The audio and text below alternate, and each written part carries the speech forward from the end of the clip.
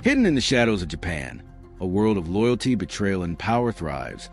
Welcome to the secret life of the Yakuza, where every tattoo tells a story and every choice could be deadly. In 1992, the Japanese government introduced strict new laws aimed at dismantling organized crime syndicates. These laws directly target the Yakuza, Japan's most infamous mafia. For centuries, the Yakuza operated in the shadows of society, an underworld empire with its own codes, hierarchies, and influence. But after the new laws came into effect, the traditional world of the Yakuza began to crumble. Membership numbers fell dramatically, reaching the lowest point in modern history. Where once the Yakuza walked openly through the streets, projecting power and authority, now they face constant police pressure.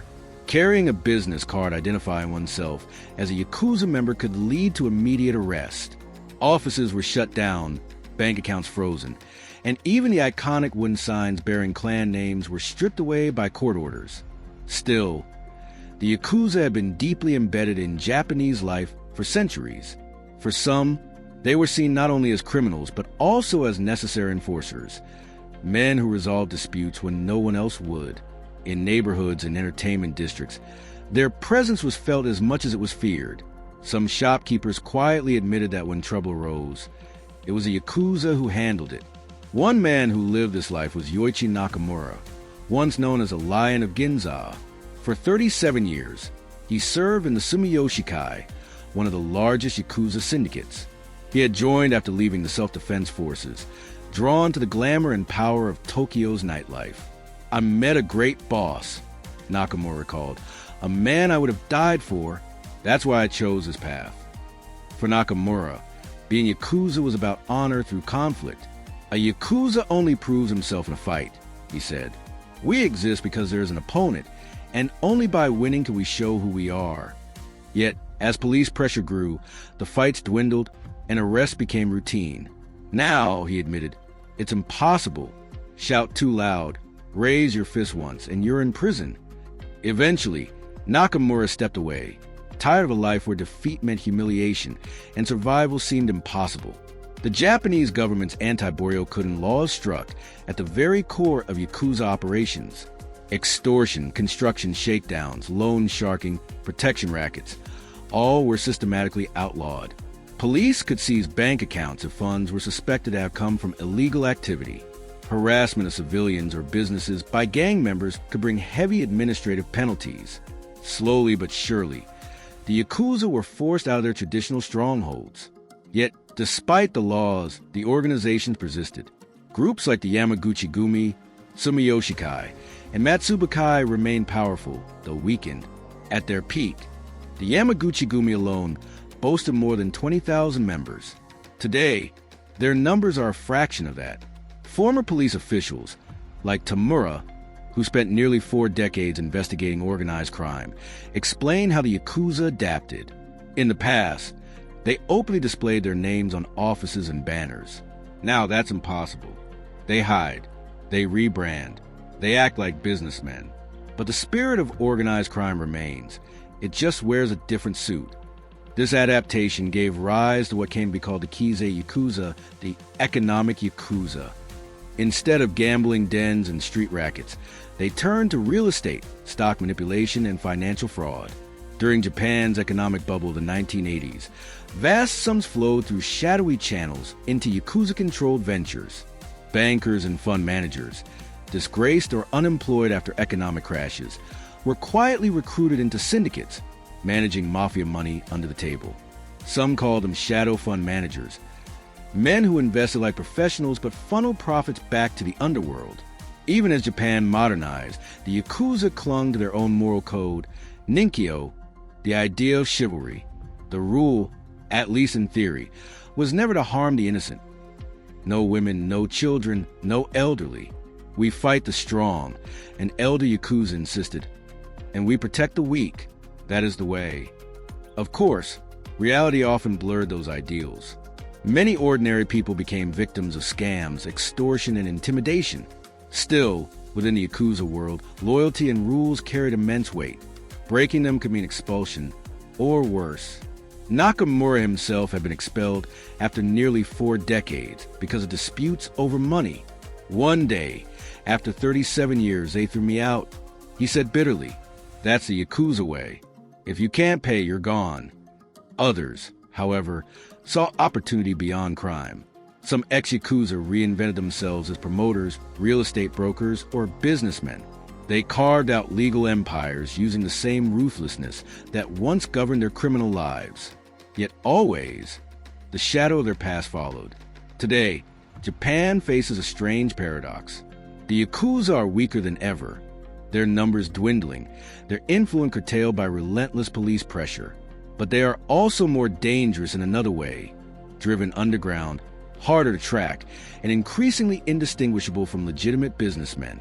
The fear is not just of tattoos, missing fingers, or gang wars in alleys. The fear is of invisible hands manipulating real estate markets, laundering money through corporations, and quietly exerting influence where no one can see. And yet, for many in Japan, the Yakuza remain both a relic of the past and a stubborn presence in the present. Their story is not one of disappearance, but of transformation.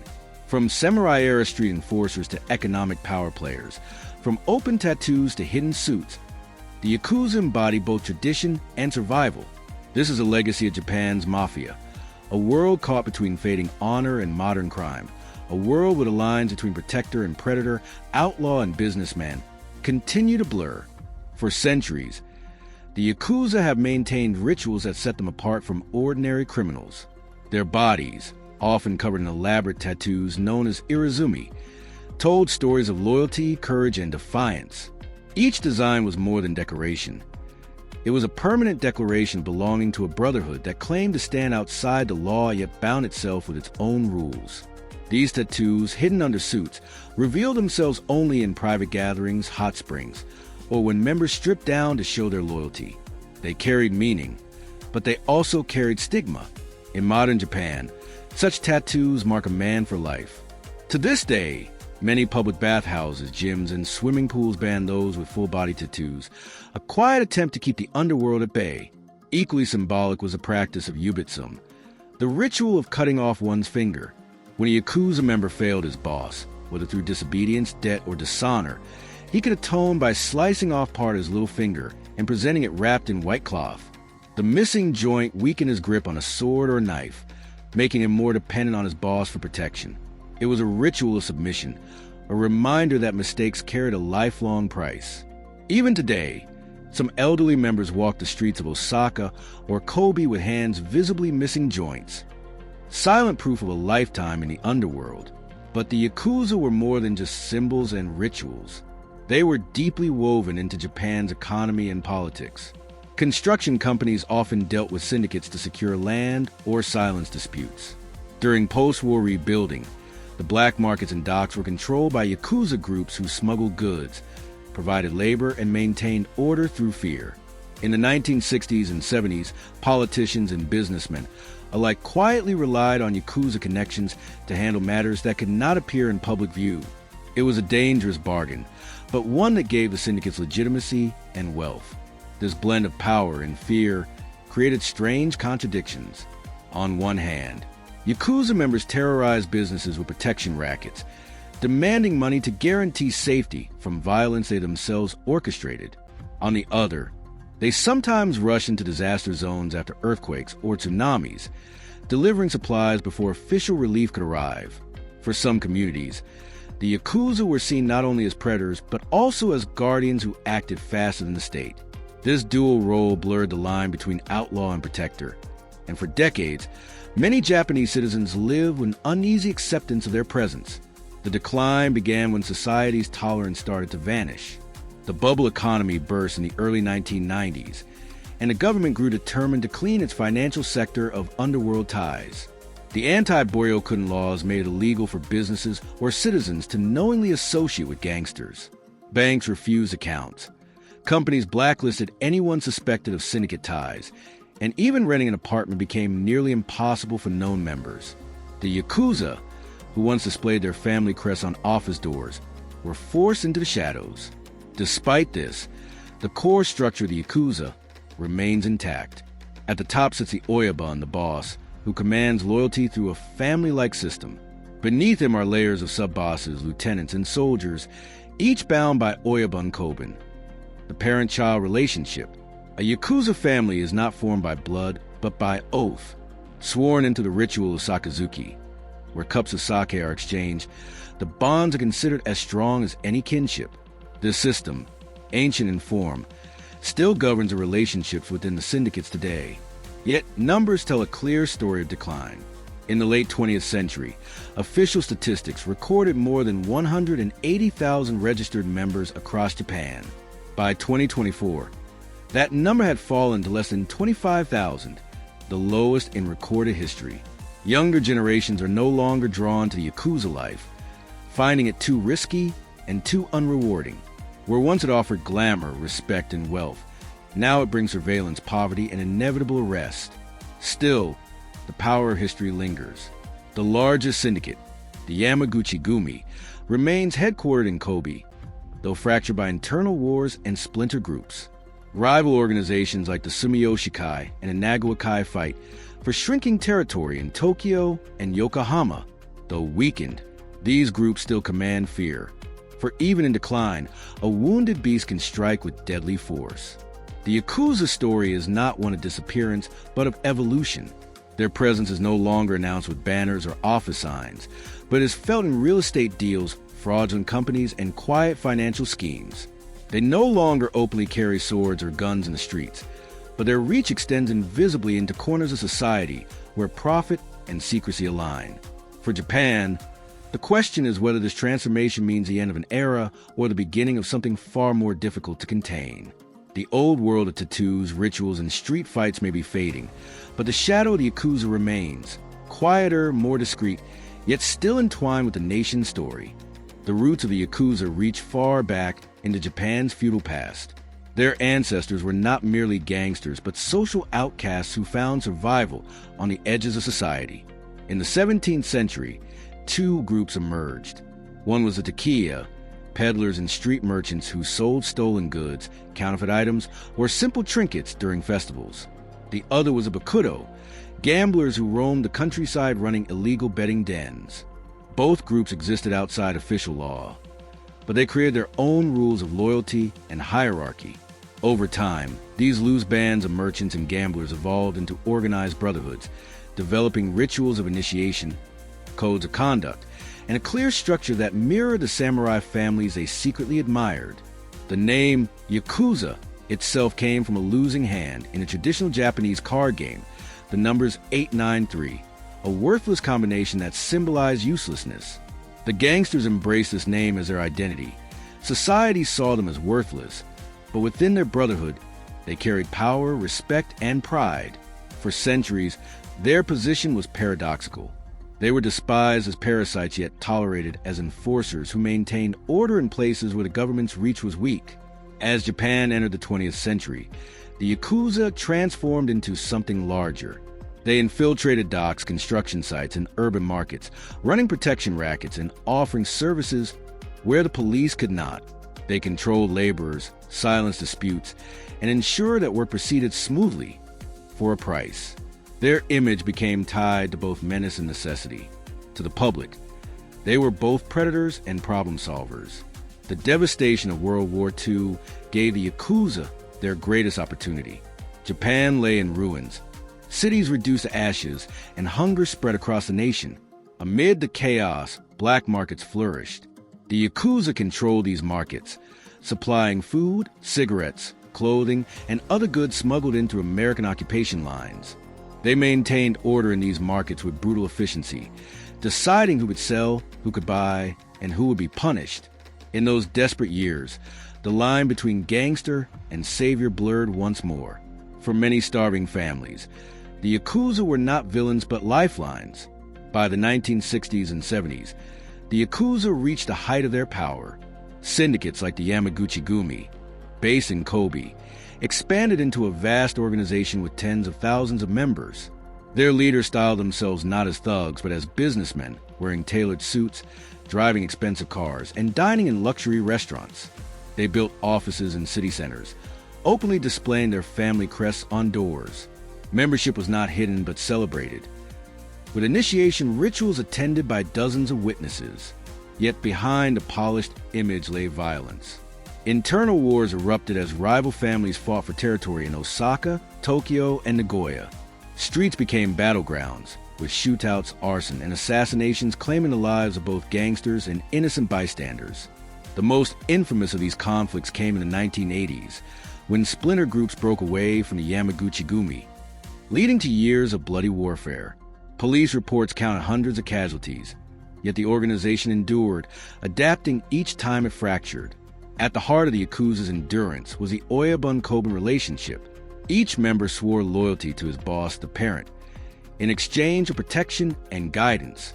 This loyalty was sealed through the drinking of sake, in a ceremony that symbolized the creation of a new family. Disobedience was punished harshly, sometimes with yubitsum, other times with exile or death. The organization thrived on fear but also on honor, binding men together through rituals that gave structure to their lawless existence. The Yakuza were not only a Japanese phenomenon. Their influence stretched overseas into Hawaii, the United States, and Southeast Asia. They trafficked drugs, weapons, and women, forming alliances with triads and other criminal networks. In the 1980s, Yakuza members were spotted in Los Angeles, running drug operations and investing in real estate.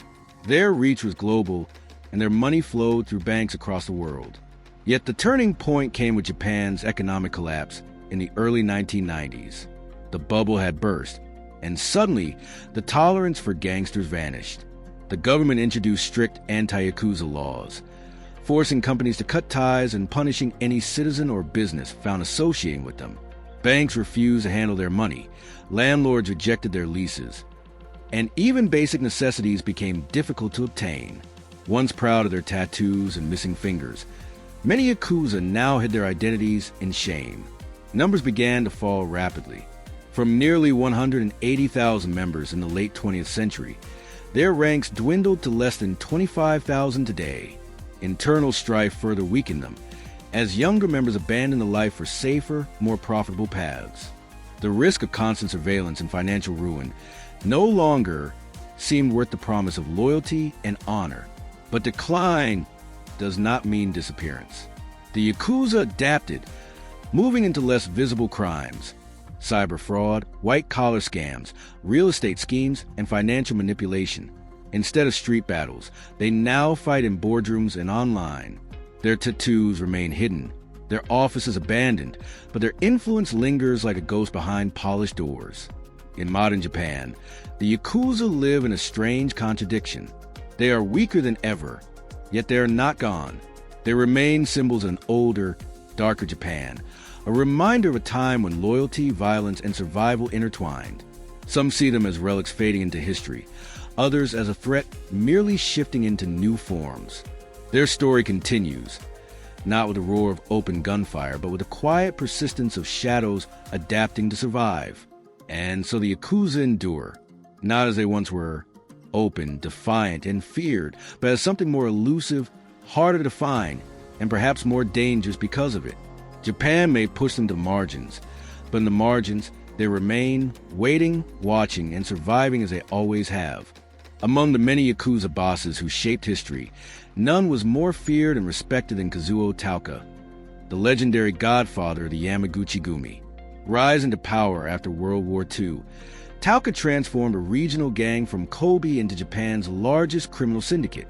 Unlike many of his rivals, he combined ruthless violence with remarkable diplomacy. He understood that survival did not depend solely on brutality, but also on negotiation, strategy, and timing.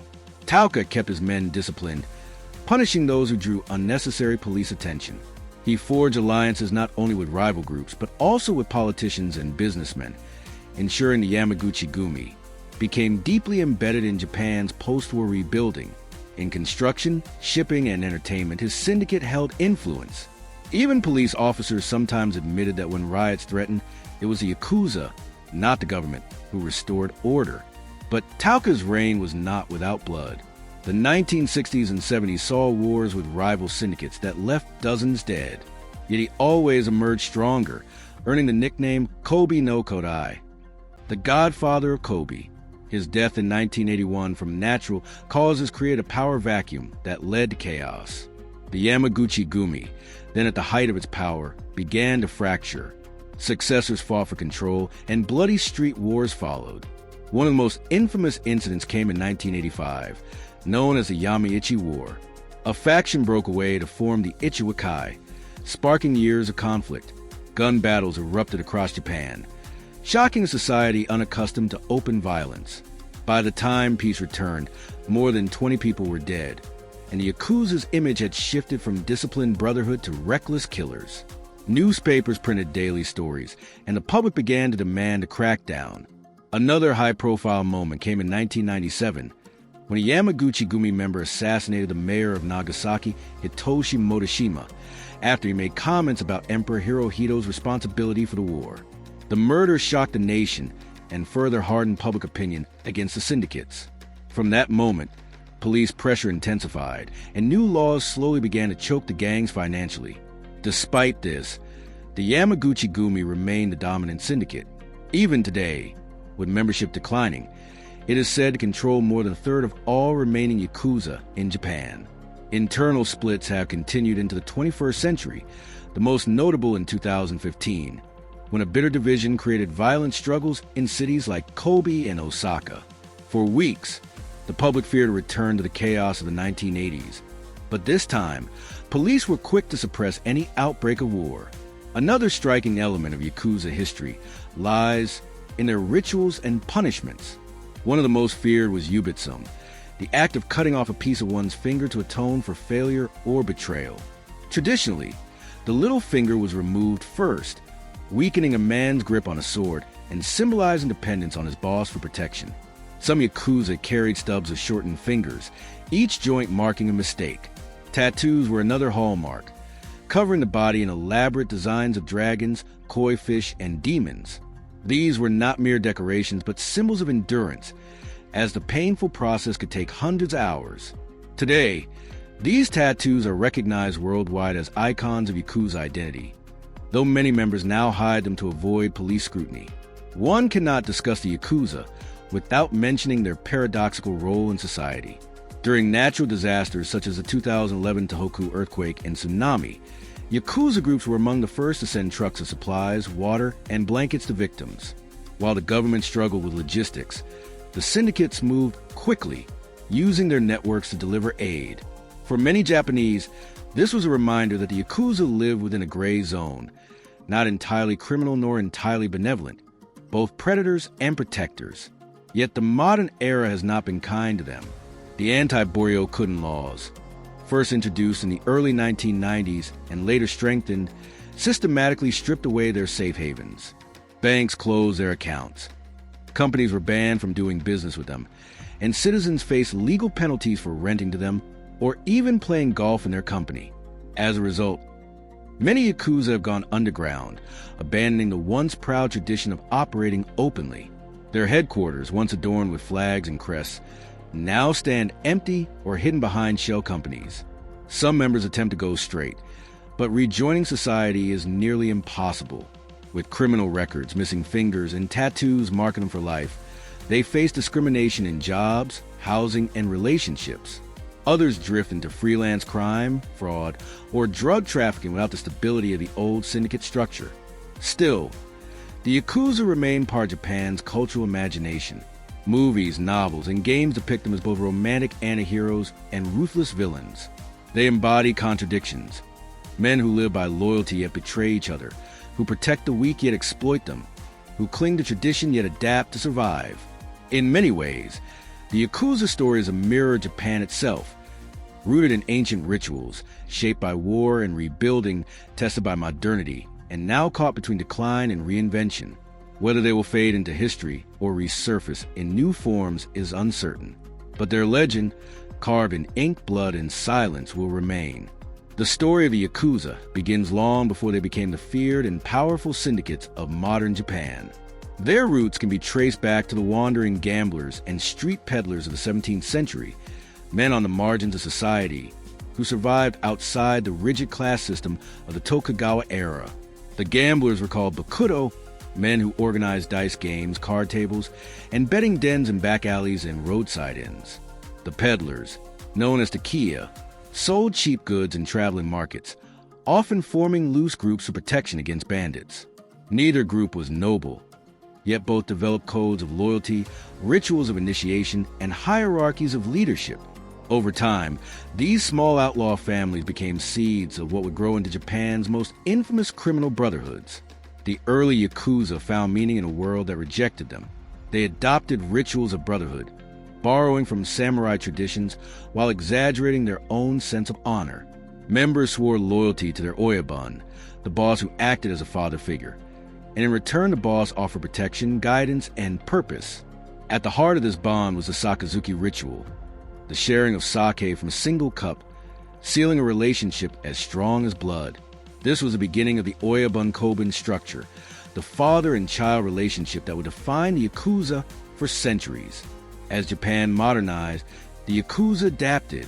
By the late 19th century, they had grown from street gangs into organizations with influence in politics, policing, and commerce. Their presence was especially strong in urban centers like Tokyo, Osaka, and Kobe, where poverty, migration, and industrialization created fertile ground for organized crime and gambling dens, brothels, and protection rackets. But they also began to insert themselves into legitimate businesses. It was here that the Yakuza started to blur the lines between outlaws and businessmen, predators and protectors. After World War II, when Japan lay in ruins, the Yakuza found an opportunity to expand like never before. The black markets flourished in bombed-out cities, and American occupation forces struggled to maintain control. The Yakuza stepped in, organizing trade in food, goods, and even weapons. They controlled the docks, the streets, and the entertainment districts, carving out territories that governments were too weak to hold. In this chaos, one syndicate would rise above all others, the Yamaguchi-gumi. Under the leadership of Kazuo Tauka, the Yamaguchi-gumi transformed from a Kobe-based gang into the most powerful criminal organization in Japan. Tauka was both ruthless and pragmatic.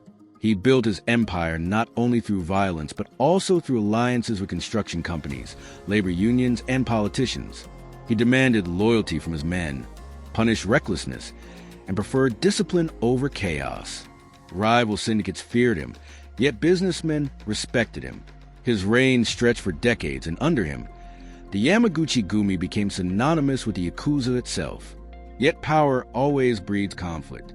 In the 1960s and 1970s, gang wars erupted as rival syndicates challenged the Yamaguchi-gumi. Shootings and stabbings broke out in the streets of Osaka, Tokyo, and Kobe. Dozens were killed in bloody battles. Yet Tauka always managed to keep his syndicate stronger than before. His name became legend.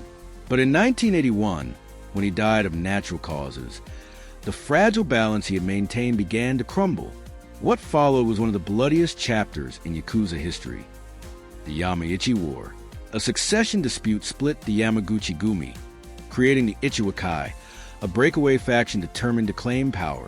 From 1985 onwards, open warfare erupted across Japan. Gunfire echoed in the streets, bombs exploded in neighborhoods, and civilians began to fear that the violence would spiral out of control. More than 20 men were killed and dozens wounded as both sides battled for supremacy. The Japanese media, unused to such brazen bloodshed, reported daily on the war, and for the first time, ordinary citizens began to see the Yakuza not as disciplined brotherhoods, but as reckless criminals threatening the safety of society. The war eventually ended, with the Yamaguchi-gumi emerging victorious, but the damage to the Yakuza's public image was irreversible. In the decade that followed, their violent reputation would only grow. In 1997, a shocking assassination shook the nation when a Yamaguchi-gumi member murdered the mayor of Nagasaki after he criticized Emperor Hirohito.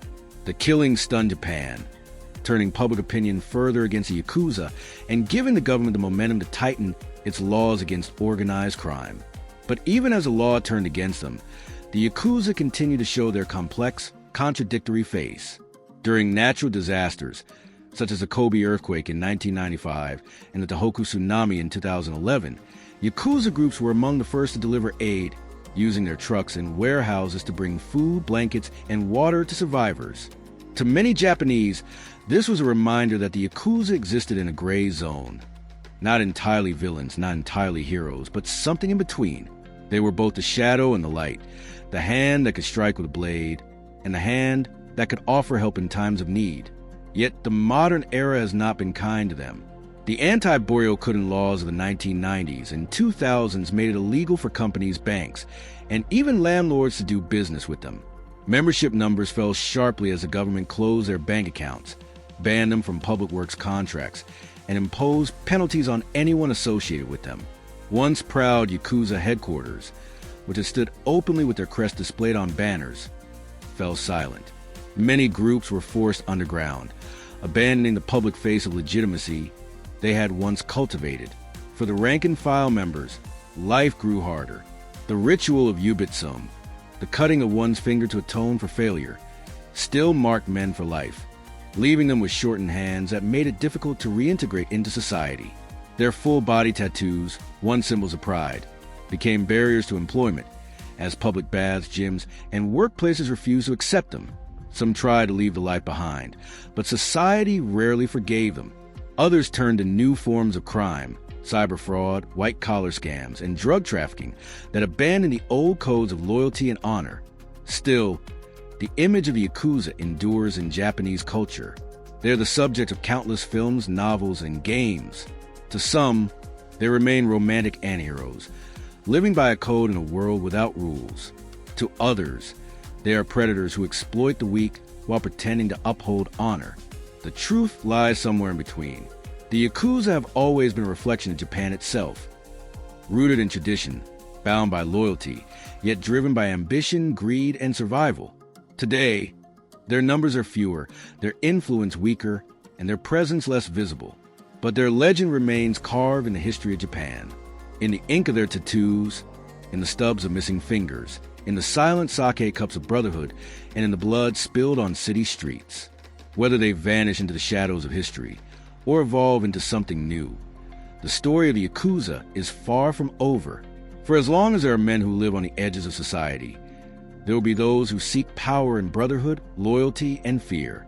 The roots of the Yakuza can be traced back to Japan's feudal past, long before the word itself became infamous. In the 1600s, Japan entered the Edo period, a time of peace under the Tokugawa shogunate. The great wars were over, but peace brought with it another problem.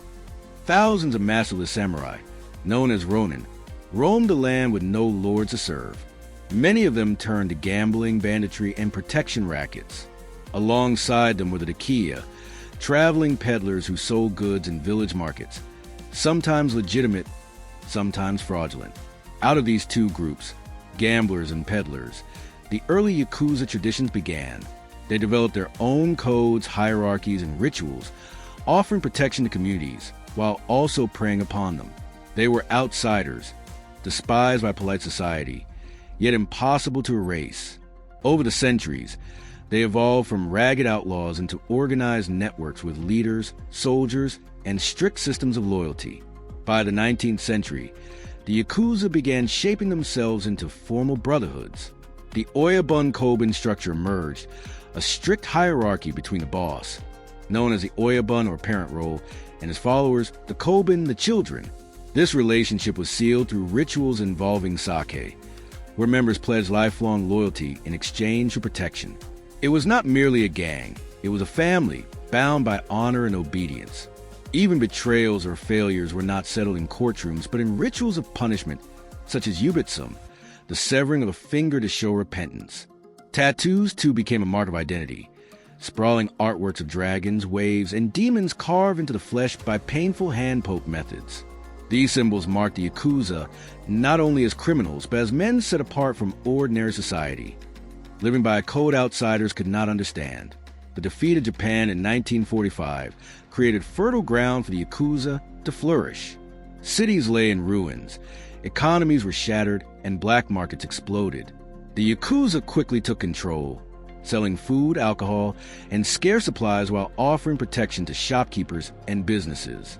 They became deeply entangled in politics, with some groups even used by conservative parties as muscle against left-wing protests. It was in this era that the Yamaguchi-gumi, under the leadership of Kazuo Tauka, rose to dominance. Tauka was both ruthless and cunning, expanding the syndicate into construction, shipping, and entertainment industries. He imposed discipline on his men, forbidding reckless violence that brought police attention, and he forged alliances that turned the Yamaguchi-gumi into Japan's most powerful underworld empire. Under his rule, the Yakuza became a shadow power in post-war Japan, feared, respected, and deeply embedded in the nation's recovery. No empire stands unchallenged, and the Yakuza world was no exception. In the 1960s and 70s, violent wars broke out between rival groups, often fought with blades and pistols in Japan's crowded cities. Dozens died in these battles, and yet the public sometimes saw them as men of principle, settling disputes within their own world. But by the 1980s, cracks began to show. After Tauka's death, succession struggles split the Yamaguchi-gumi, and in 1985 the infamous Yamaichi War erupted. The breakaway Ichiwakai fought bitterly against their former brothers, and gun battles spilled into the streets. For a society that prized order, the violence was shocking. By the war's end, more than 20 men were dead, and the Yakuza's image as disciplined protectors was shattered. They now appeared reckless, dangerous, and uncontrollable. The tide turned sharply against the Yakuza in the 1990s. Japan's economic bubble burst, and at the same time, the government introduced the anti-boycotting laws, designed to suffocate organized crime financially. For the first time, doing business with the Yakuza became a crime. Banks shut down their accounts, landlords refused them leases, and legitimate companies cut ties. Newspapers ran campaigns urging citizens to reject them, and their once-feared headquarters began to empty. The assassination of Nagasaki's mayor in 1997 by a Yamaguchi-gumi member further enraged the public and showed that the syndicates could no longer claim to protect society. Membership began to decline sharply, and the old rituals of loyalty and brotherhood weakened under the pressure of modern law enforcement. In the modern era, the Yakuza exists in decline, but not disappearance. The Yamaguchi-gumi remains the largest syndicate, though internal splits in 2015 again led to violent skirmishes. Their influence in construction, finance, and entertainment still lingers, but their visibility has faded. Many operate through shell companies or in the shadows of white-collar crime, preferring fraud and cyber schemes over open street warfare. Yet their traditions, tattoos, and rituals survive, carried on by those unwilling to abandon a life marked in blood and ink. Paradoxically, they sometimes resurface in moments of crisis, such as during the 2011 earthquake, when Yakuza trucks delivered supplies to survivors faster than government aid. To some, this makes them appear as both villains and unlikely heroes, a duality that has always defined them. The Yakuza story is not merely about crime, but about identity, culture, and survival. They embody contradictions, outlaws who seek honor, families built on loyalty yet torn apart by betrayal, protectors who exploit the very people they claim to shield. Their tattoos have become global symbols of rebellion, their rituals studied with fascination, their myths retold in films, novels, and games. Yet behind the legend lies a simple truth.